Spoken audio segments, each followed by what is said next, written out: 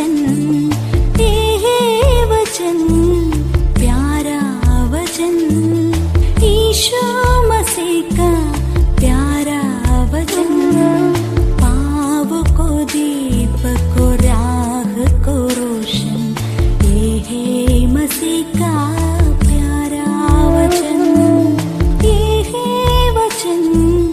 परमेश्वर के धन्य नाम की महिमा हो। प्रभात मनन के सत्र 2062 में आप सभी का बहुत ही विनम्रता के साथ स्वागत करता हूं। आइए आज का मनन के लिए हम पढ़ते हैं इब्रानी अध्याय 11 पद 5।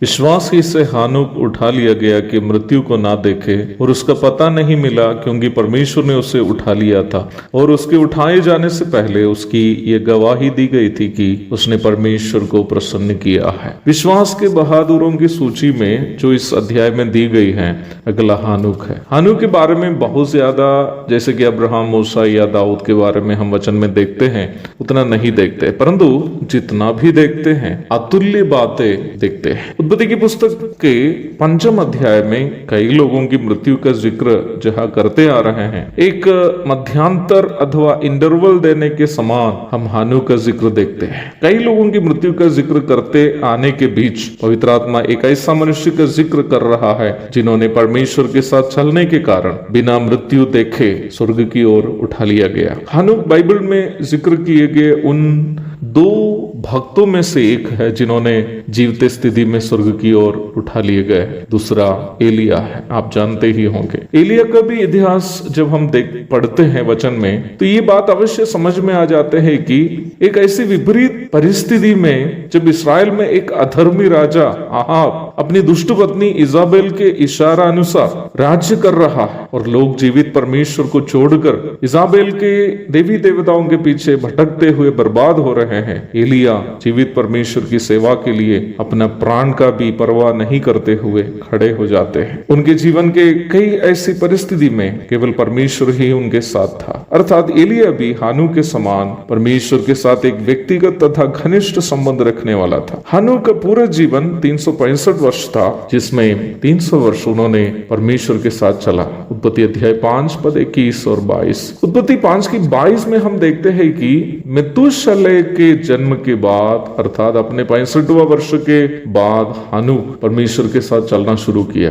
ऐसा क्यों? मेतुशलह का जन्म और हानूक का परमेश्वर के साथ चलने के बीच क्या कोई संबंध है? हाँ जी, बिल्कुल है। मेतुशलह शब्द का अर्थ हिज डेथ शैल ब्रिंग फोर्थ, अथवा उसकी मृत्यु पर वह होगा है। मेतुशलह का जीवन 969 वर्ष था, अर्थात पृथ्वी पर सर्वाधिक जीवन बिताए हुआ व्यक्ति मेतुशलह था। मेतुशलह की मृत्यु के बाद धरती पर क्या आया? मेतुशलह की मृत्यु के बाद परमेश्वर ने धरती पर जल प्रलय होने दिया, जिसमें 8 मनुष्यों को छोड़कर पृथ्वी भर के सभी अन्य मनुष्य नाश हो गए। मेतुशलह के जन्म के समय हानूक को ये जानकारी मिली कि परमेश्वर मेतुशलह की मृत्यु के बाद अधर्म और पाप में डूबे हुए संसार को पानी से नाश करने जा रहा है। परमेश्वर के प्रकोप की जानकारी हानूक को परमेश्वर के साथ चलने के लिए प्रेरित किया। पाप से प्रदूषित संसार में परमेश्वर के साथ चलना आसान बात नहीं थी। परमेश्वर के साथ चलने वाला एक व्यक्ति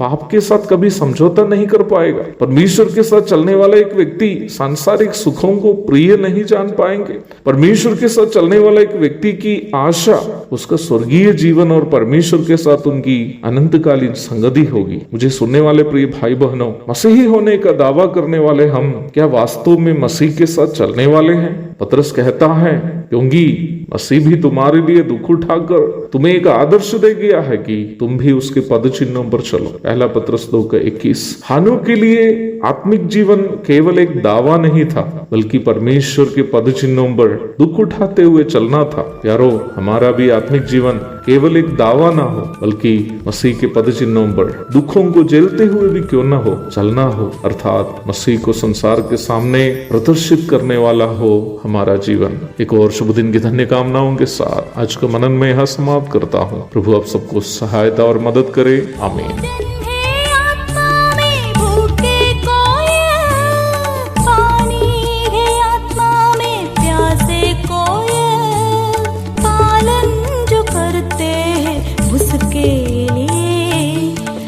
आशीष पाने का साधन है।